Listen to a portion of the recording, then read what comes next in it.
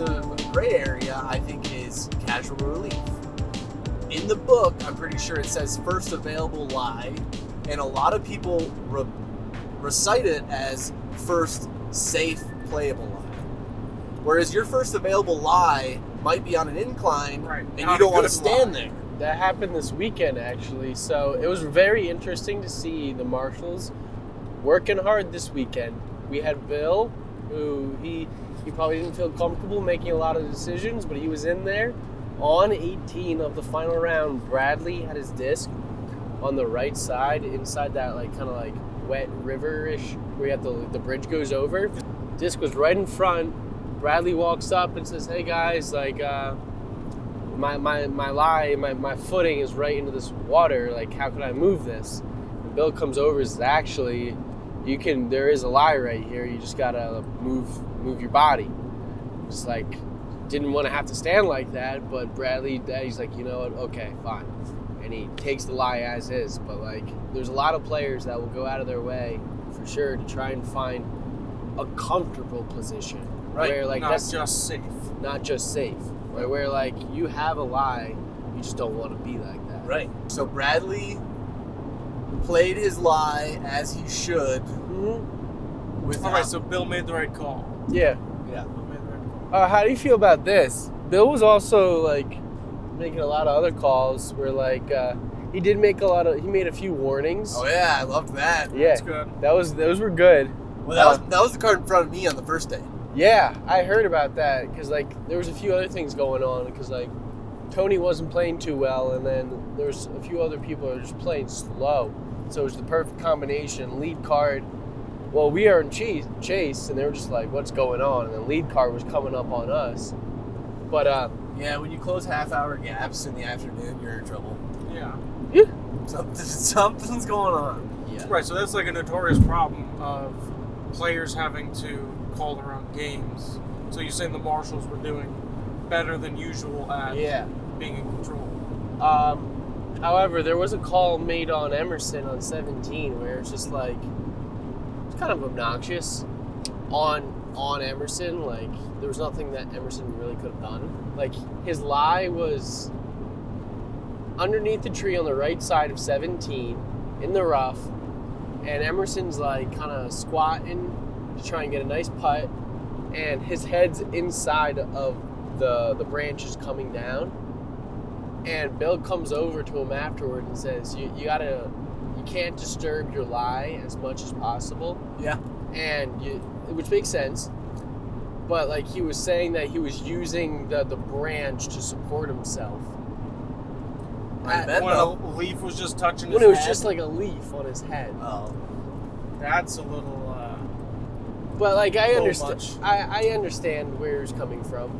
But I mean, dude, a lot of the way players get into bushes and shit, you never know. There's plenty of times where I'm dude, that's egregious. Yeah. Well, that's again where we need marshals. But if a marshal's calling a leaf touching your head, and I think you said something about the answer to it was you got to get lower. Yeah. And if Emerson is already in a squat position, how can you expect most players to be able to get under there? Lay down on the ground? But that's the thing, though. Your disc is in there. You shouldn't be able to displace the bush because you're bigger to then give yourself a look or an out. True. Well, for sure. Backing into a bush is one thing, but I'm saying in these extreme cases. Well, even in that, that's an instance where, I'm taller and then it's a disadvantage, where there's other times where I'm taller and it's an advantage on the disc golf course. When I can straddle out from stuff, whereas Emerson, I've got, 6 inches on my stride compared to him. So I'm gaining distance there. Whereas in that instance, he maybe should have taken a knee. And when he does that, he doesn't disturb any branches. Now he doesn't have a line. Whereas if he stands within the branches a little bit and pushes them up, he now has a line to the basket, which is cheating by the rule book. Okay, I see what you're saying. If he was in his most comfortable position, was actually giving himself an advantage. Yeah. By getting in his. So I would say this exact example isn't a good one, just because he Isaac's saying it was only a leaf. Right. But yeah, say you're standing in there and you kind of stand up and it lifts the branch above you an inch or two higher, and now you have a look. that's what the rules are trying to get you away from, is because you're in there, you're in trouble. You shouldn't be able to like move the branches because of your size or because of whatever, to then give yourself enough room to get the disc out and get it to the basket. So I guess that was probably a good call that Bill just kind of talked to him. He didn't actually give him a he warning just or talked anything. to him. Yeah. Just talk to him. Be like, hey, in the future that could be an issue of concern. Yeah. How about this? If there were a single rule, or what would be the first rule if you were on the board and proposed a change that you think just is not good for either changed or fixed or thrown out, just needs to be completely redone? So I would say my answer would be the 30 seconds. We either need to change it or adjust it. Yeah. We either need 30 seconds to assess our lie and then 30 seconds to throw, so you get a whole minute.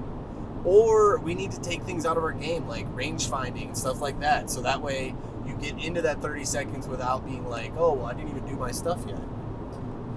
Because, like, once you get to your lie, so I walk to my disc is like 4 feet in front of me. My clock basically starts. Right then and there. Approached your lie. I've approached my lie. It's a clear look in front of me to the basket. My 30 seconds starts then and there. And now I have time to select disc. That's my time to select disc, wind read, range find.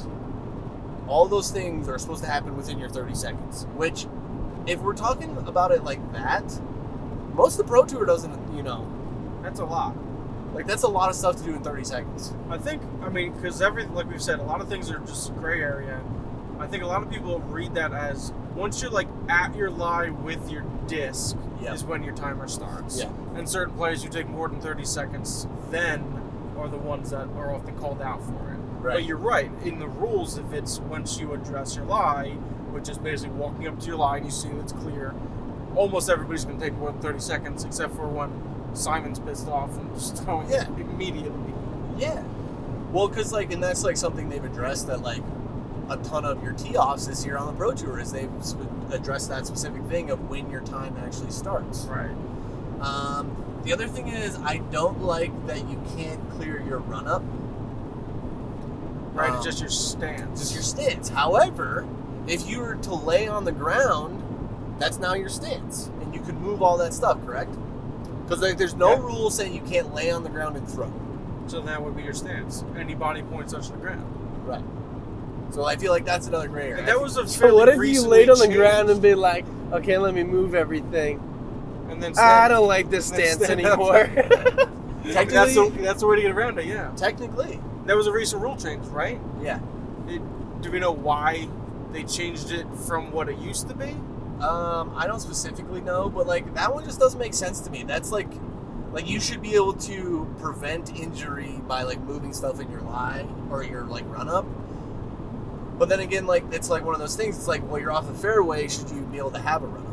But if you're in the middle of the fairway and there's pine cones all over the place, you should be able to move all that stuff. Yeah. So you can have a clean run up. If you're in the middle of the fairway. Definitely on the fairway, but then it's how, you'd have to have an OB line. You'd have to have for rough. Yep. So then it'd be hard to enforce that rule. On Yeah, the other because side. what we're talking about now just introduces a different gray area. When can you and when can't you? Yeah.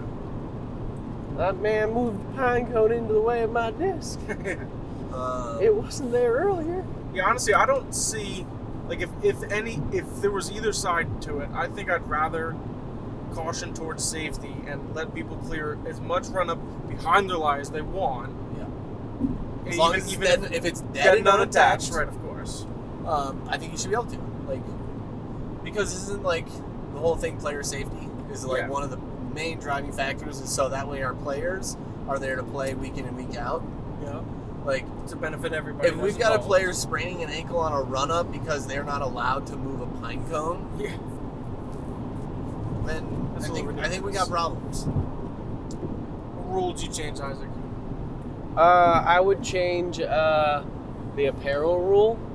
I would not make it as strictly enforced. Specific apparel. I want to be able to have my people are having more signature design things that aren't what's it called? As professional, let's say, but are very brand specific to people, and I think you should embrace that. So you want to keep more individualistic style For sure. available. Hell yeah. That makes sense. I want to cut my sleeves off. Yo, you're gonna piss off a lot of people. Oh, you for saw sure. the comments about what I was wearing the other day. Oh yeah, for sure. How rude and disrespectful I was to the game because I was in an athletic attire trying to do athletic moves. Yeah. Yeah, I think I didn't they're hear that. clowns. People giving you comments about that? Yeah. Yeah, I thought they're clowns. One of the Absolute YouTube videos. clowns. Because like Scott's in like pants and a polo and a belt, but that's Scott. Like Scott wears that every day either Right, way, for whether he's sure. playing in a tournament or he's giving a clinic. That's what Scott wears. Right. For sure. If you want to dress up, that's totally up to you. I don't think there's ever been a rule anywhere about dressing too high. But compared to a lot of other sports, which is disc golf's compared to in the apparel conversation, we're doing more athletic movement. We're getting down on the ground in the dirt and the mud. Mhm. Yeah, I think it should be comparable to like tennis or something like that. Yes. Very similar movements. And even more so because there's no dirt on a tennis court. It doesn't, Yeah. maybe clay, but Well, like even then. everyone's like, "Oh, we're like golf. We should dress like that." It's like, no, a golfer is a stand up and down motion, For sure. and then they're walking. Yeah. We have a 5 to 6 step run up, and then a full body twist. Like we have, just like you said, we're on the ground, we're in the woods. Like Yeah.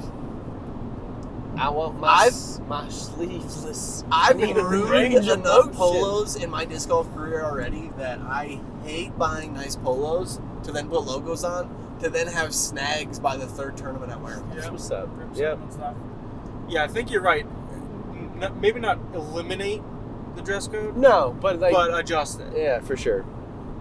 That's more or less where I'm like pushing toward, because I certainly agree with that about all the different polos that we have to wear behind the camera. That I'm getting into the woods and snagging up things, and they're freaking ruined already. Yeah, for sure. I think I'm gonna shout out PJ. He actually said this yesterday. Stuck in my head, made sense. That the 2 meter rule should be optionally enforced more often and be able to be enforced on a case by case basis, like specific trees or one sides of certain holes. Not it's Well, it can on be- on this course or it's off on Well, this they can do course. specific holes. Right. But I'm saying it should be more often. Maybe this isn't a rule change. Maybe just kind of a TD using the rules more often. They should use these. Because So- often it's just like West Coast used it and nowhere else does. But I don't know why. Because the reason of the rule to avoid breaking the hole, just throwing over the top, is still possible in a lot of other places. Yeah. Like you said, tournament director specific, whether they want it or not. But as far as I'm aware, you are allowed to say holes like, for instance, 3, 7, and 12 are all 2 meter rule. meters. Right. So But can you ever just do that on like, okay, on hole 7, that big white oak, that see, tree? I don't think you could say specific trees.